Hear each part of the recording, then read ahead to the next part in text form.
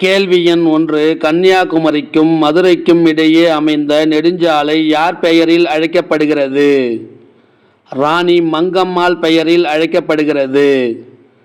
கேள்வி எண் 2. ஆனித்திங்களில் ஊஞ்சல் திருவிழா நடைபெற ஏற்பாடு செய்தவர் யார்? ராணி மங்கம்மாள். கேள்வி எண் 3. நெஞ்சில் உரமும் நேர்மை திறமும் கொண்ட பெண்ணரசி யார்?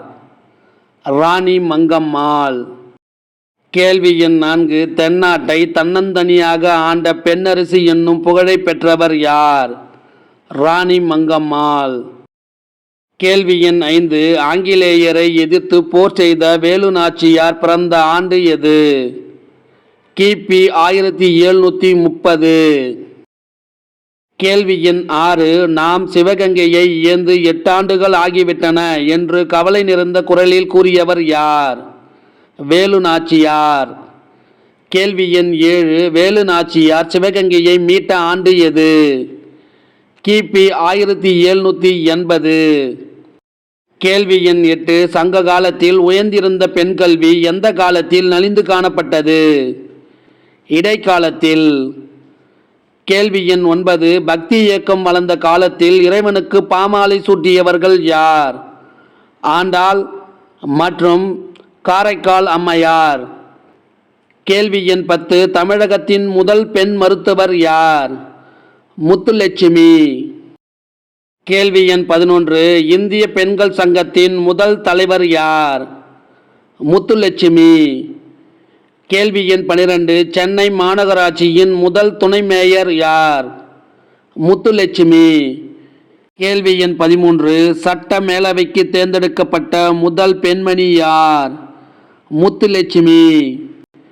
கேள்வி எண் 14. தேவதாசி முறை ஒழிப்புச் சட்டம், இருதார தடை சட்டம், பெண்களுக்கு சொத்துரிமை வழங்கும் சட்டம், குழந்தை திருமண தடை சட்டம் ஆகியவை நிறைவேற காரணமானவர் யார்? முத்துலட்சுமி. கேள்வி எண் 15. முத்துலட்சுமி அடையாறில் அவ்வை இல்லத்தை தொடங்கிய ஆண்டு எது? கிபி 1930. கேள்வி எண் 16. முத்துலட்சுமி புற்றுநோய் மருத்துவமனையை தொடங்கிய ஆண்டு எது? கிபி 1952. கேள்வி எண் 17. தடைகளை மீறி கல்வி கற்று பண்டிதராகிய பெண்மணி யார்? பண்டித ரமாபாய். கேள்வி எண் 18. தமிழக அரசு 8ஆம் வகுப்பு வரை படித்த இளம் பெண்களுக்கான திருமண உதவித்தொகை யாருடைய பெயரில் வழங்கி வருகிறது? மூவலூர் ராமாமிர்தம். கேள்வி எண் 19. தேவதாசி முறை ஒழிப்புச் சட்டம் இயற்ற காரணமாக இருந்தவர் யார்? மூவலூர் ராமாமிர்தம். கேள்வி எண் 20. இந்திய நாட்டின் முதல் பெண் ஆசிரியர் யார்? சாவித்ரிபாய் பூலே. கேள்வி எண் 21. சிவகாமி அம்மையார் கல்வி உதவி திட்டம் எதனுடன் தொடர்புடையது? கல்வி மற்றும் திருமண உதவித்தொகை. கேள்வி எண் 22. பெண்களின் பட்ட மேற்படிப்பிற்காக இலவச கல்வி உதவித்தொகை திட்டம் யாருடைய பெயரில் வழங்கப்படுகிறது? வே.ரா. நாகம்மை. கேள்வி எண் 23. தனித்தமிழில் சிறந்து விளங்கிய பெண்மணி யார்? நீலாம்பிகை அம்மையார். கேள்வி எண் 24. நீலாம்பிகை அம்மையார் எழுதிய நூல்கள் எவை? தனித்தமிழ் கட்டுரை, வடசொல் தமிழ் அகரவரிசை, முப்பெண்மணிகள் வரலாறு, பட்டினத்தார் பாராட்டிய மூவர். கேள்வி எண் 24. பெண்கள் மருத்துவர் ஆவதை மருத்துவ உலகமே விரும்பாத காலத்தில் தமிழகத்திற்கு வந்து மருத்துவராக வேலூரில் இலவச மருத்துவம் அளித்தவர் யார்? ஐடா சோபியா ஸ்கட்டர். கேள்வி எண் 25. சூரியன், பரமணு புராணம் போன்ற அறிவியல் நூல்களை எழுதியவர் யார்? த. ராஜேஸ்வரி அம்மையார். கேள்வி எண் 26. திருமந்திரம், தொல்காப்பியம், கைவல்யம் போன்ற நூல்களில் உள்ள அறிவியல் உண்மைகள் குறித்து சொற்பொழிவு ஆற்றியவர் யார்? த. ராஜேஸ்வரி அம்மையார். கேள்வி எண் 27. நீலன் சிலை அகற்றும் போராட்டத்தில் தம்முடைய 9 வயது மகளை ஈடுபடுத்தியவர் யார்? அஞ்சலை அம்மையார்.